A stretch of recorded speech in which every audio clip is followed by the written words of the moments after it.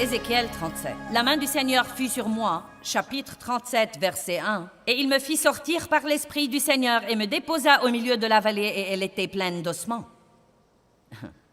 Et il me fit circuler parmi eux et voici, il y avait énormément d'ossements humains dans la vallée ou la plaine et voici, ils étaient très secs.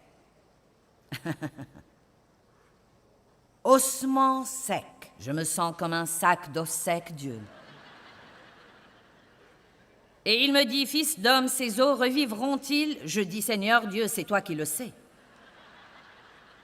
Écoutez ceci, il me dit encore, prophétise sur ces eaux et dis-leur, ossements secs, écoutez la parole du Seigneur. J'aime ça. Ainsi dit le Seigneur à ces eaux, voici, je vais faire venir en vous un souffle et un esprit pour que vous viviez.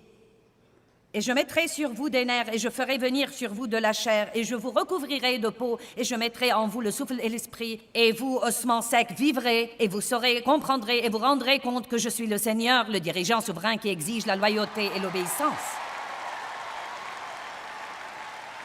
Regardez ce qui arrive dans le verset 7. Et je prophétisai comme j'en avais reçu l'ordre, et comme je prophétisais, il y eut un bruit assourdissant, et voici, il se fit une secousse et un tremblement et un cliquetis, et les os se rapprochèrent un os de son os.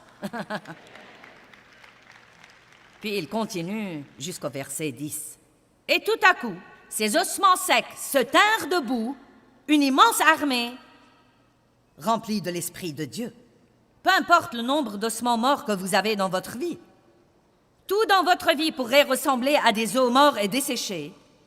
Mais si vous commencez à prophétiser la parole de Dieu, sur ces eaux, il y aura de la puissance dans votre bouche. Amen. Donc, vous pouvez affecter votre futur de la façon dont vous parlez de vous-même.